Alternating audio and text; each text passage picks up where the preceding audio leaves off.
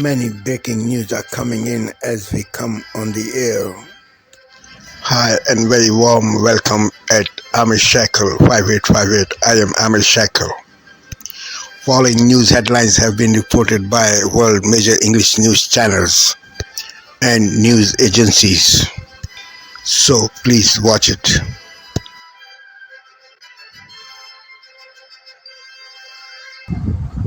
Tonight, American businesses and consumers left in limbo as President Trump threatens another major increase in tariffs.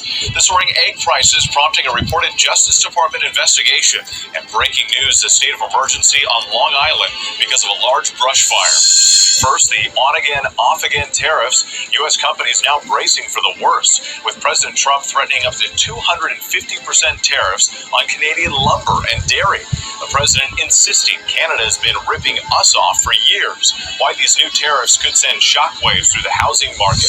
Plus, we're hearing the Justice Department wants to find out if the largest egg producers conspired to hike prices. The industry now answering back.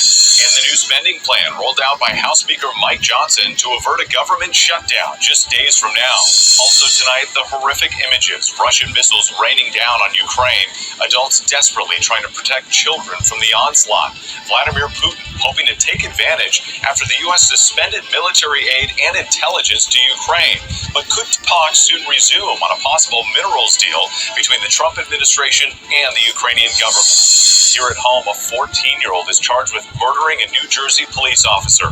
Police say that officer was shot before he could get out of his squad car. A second officer also wounded in the wild shootout.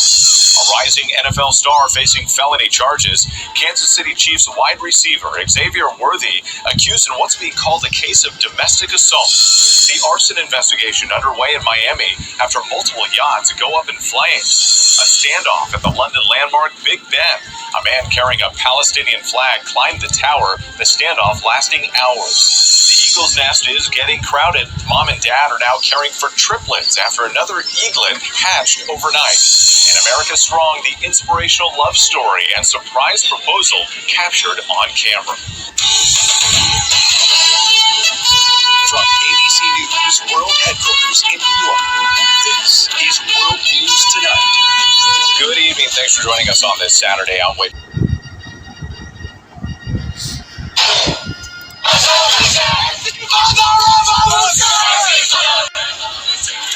Columbia University is just the first target for President Trump's joint task force to combat anti-Semitism.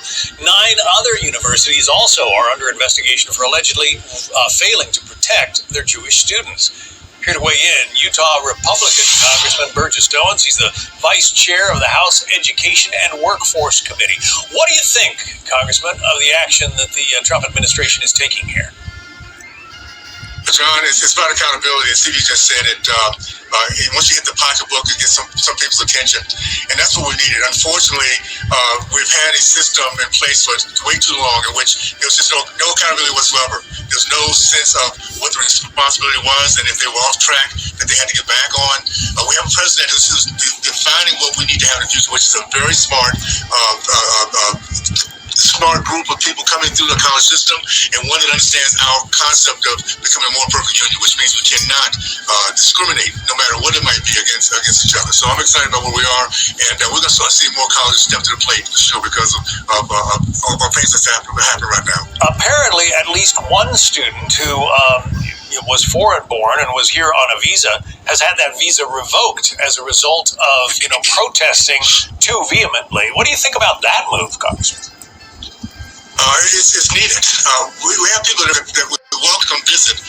We don't welcome to come here and visit and attack Americans or to cause divisiveness. If they want to do that, they need to do that back where they came from. So now we demand respect. We demand that people come here, and if you want to protest or give a voice, do it in a respectful way, in a way that's not taking away the rights of others. And I think it's well overdue.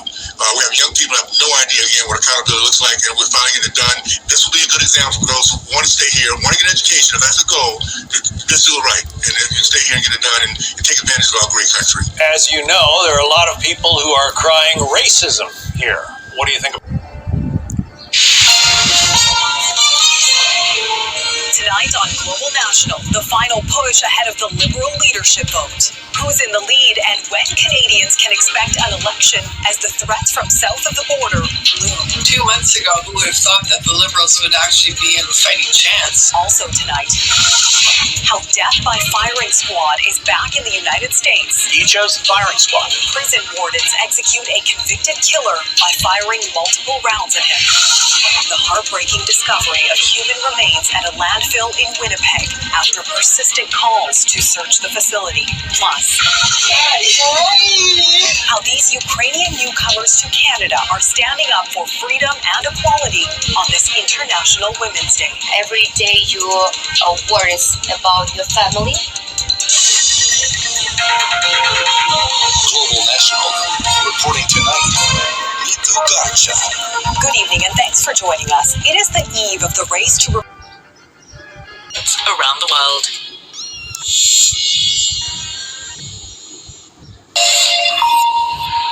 Good morning, I'm Oliver Farry and this is Daybreak. More than 1,000 people are now reported dead in violence in Syria, as many as 3/4 of them civilians. The UK-based Syria Monitor for Human Rights says many of the civilians were Alawites executed by pro-government militias in revenge killings after a pro-Assad insurgency earlier this week.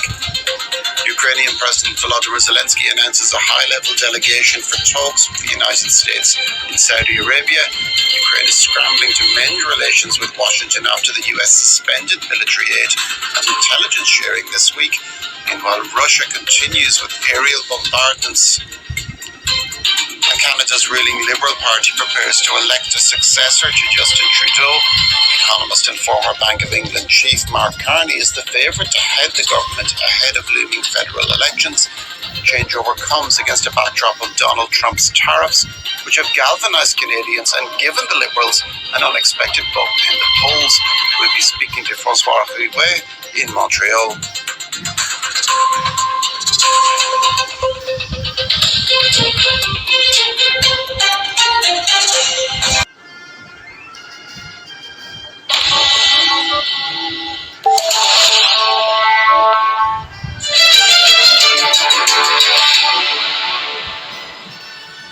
Headline news this hour.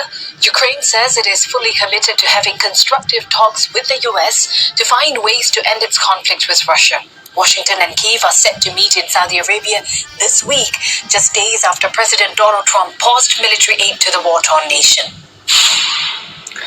Hopes of progress in Gaza, Israel and Hamas signaling preparations for the next phase of ceasefire negotiations. An Israeli delegation is set to land in Doha tomorrow as part of efforts to extend the truce. And South Korea's impeached President Yoon Suk-yeol walks free after more than 50 days in jail. He remains suspended from his duties and continues to face ongoing trials over his short-lived martial law decree last year. Strong winds and heavy rain lashing Australia in the aftermath of Storm Alfred. Hundreds of thousands of people are without power. Prime Minister Albanese warns the situation remains very serious. And that's the latest from the CNA Newsroom.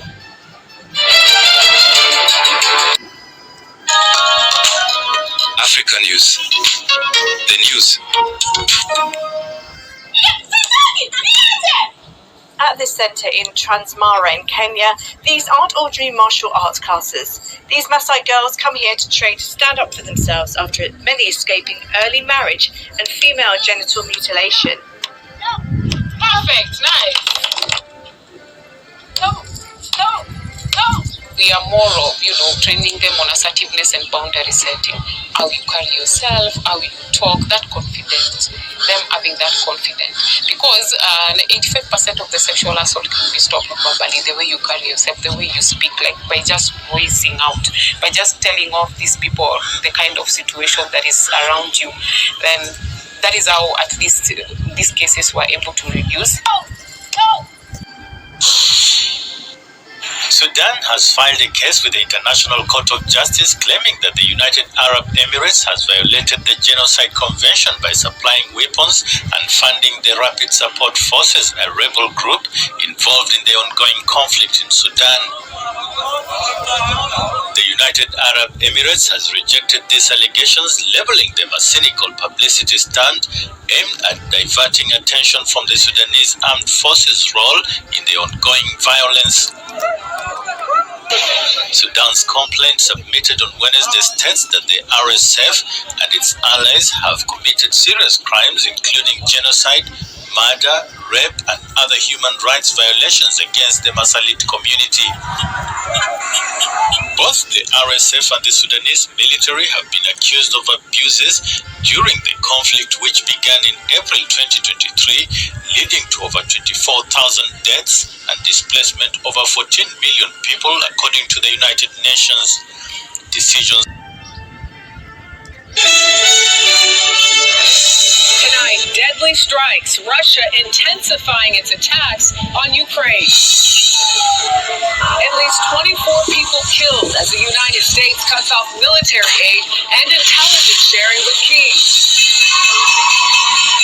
Also tonight, stocks slide, uncertainty and tariff flip-flops rattling markets. I'm Ali Bauman on Wall Street. It's been a bruising week for investors and your 401k.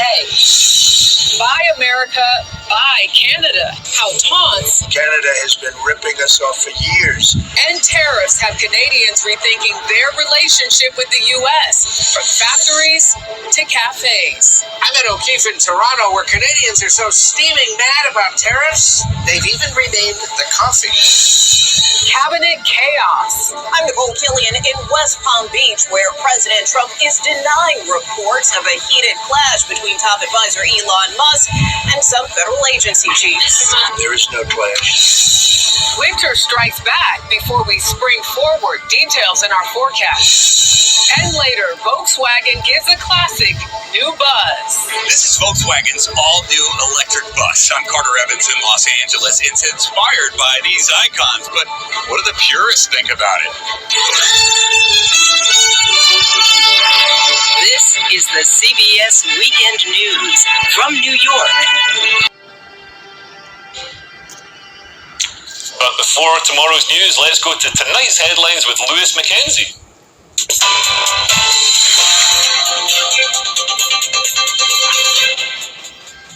Good evening, I'm Lewis Mackenzie in the GB newsroom. The Reform MP Rupert Lowe has been suspended from the party amid allegations he made physical threats against the party chairman, Zia Youssef. Mr. Youssef confirmed the party had also received complaints from 2 female employees about serious bullying in Mr. Lowe's parliamentary and constituency offices. In a statement, Mr. Lowe said he was disappointed but not surprised to learn of what he says are false allegations. He also said that the allegations of bullying from his office are not about him. Pro-Palestine activists have vandalised President Trump's golf course in Scotland. Red paint was sprayed over the clubhouse, while the message "Gaza is not for sale" was painted on the lawn of the US President's Turnberry course. This action is reportedly in response to his administration's plans to, quote, take over Gaza and ethnically cleanse the region. A body has been recovered by police from the River Thames, which is being linked to a manhunt for the suspect in the Valentine's Day pub shooting in Kent. 43-year-old Lisa Smith was killed last month after she was shot outside the Three Horseshoe pub in Knockholt.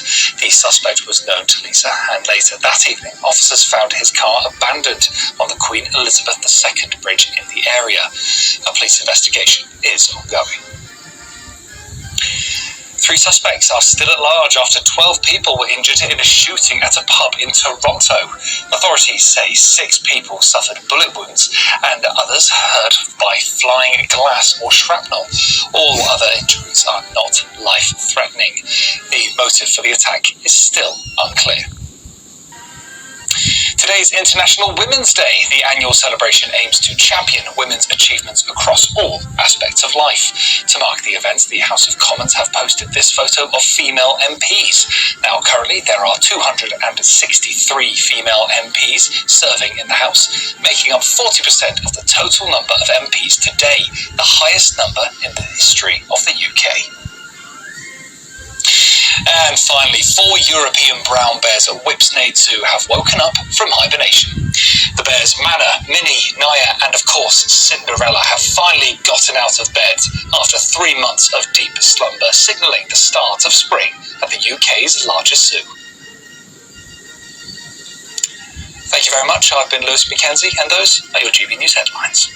For the very latest GB News direct to your smartphone, sign up to News Alerts by scanning the QR code.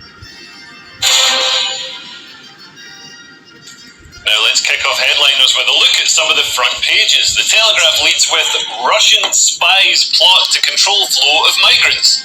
The Mail on Sunday has welcome to UK. Gunman who says death to all Jews. Wow, they're letting anybody in. The Sunday Express has £6.6 billion cost of asylum seeker support revealed, some of which presumably went to that man. So let's have a closer look at those front pages, starting with the Sunday Telegraph, Lewis.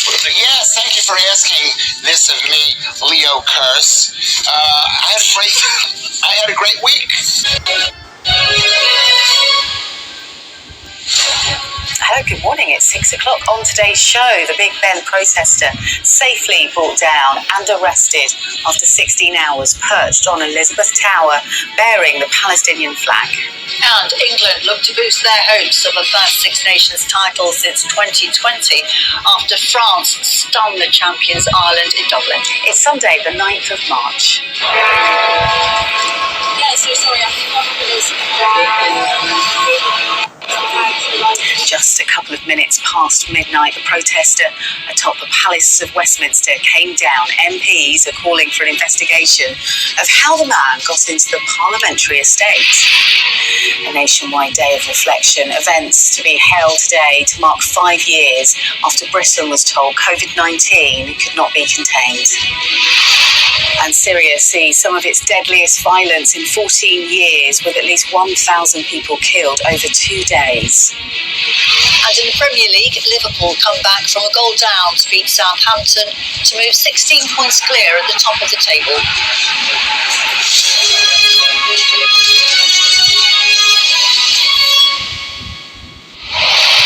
Good morning, everyone. A protester who climbed Live and ad-free. This season on the ABC Listener.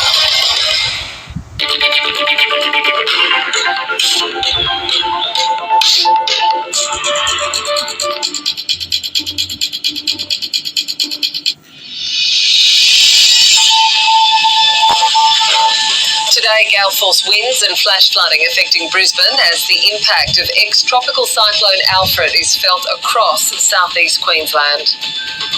More than 20 flood rescues in northern New South Wales, with multiple flood warnings in place across the region. We're not out of the woods yet. We're watching very closely the river systems in the northern rivers.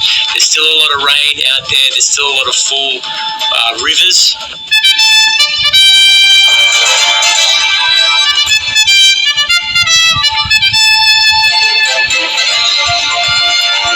Australian Defence Force personnel injured after 2 military trucks rolled in northern New South Wales.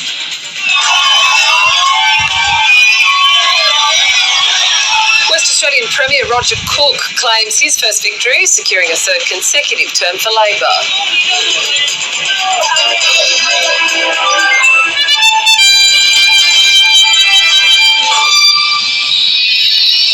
Hello and welcome to ABC News. I'm Catherine Robinson. This is DW News live from Berlin. Ukraine suffers another barrage of Russian air attacks. More than 20 people are killed in the country as Russian missiles and drones target eastern regions. Russia says it's also advancing against Ukrainian forces on the ground. Also coming up, crowds in Israel urge Prime Minister Netanyahu to bring back the remaining hostages held in Gaza as Israel and Hamas show readiness for the next phase of ceasefire talks. And a newly opened abortion center in Warsaw causes division in predominantly Catholic Poland. The frontrunner in this year's presidential elections pledges to relax Poland's restrictive abortion laws.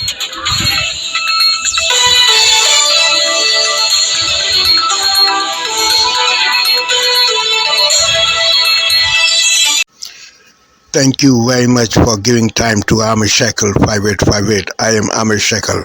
Have a good life. Bye-bye.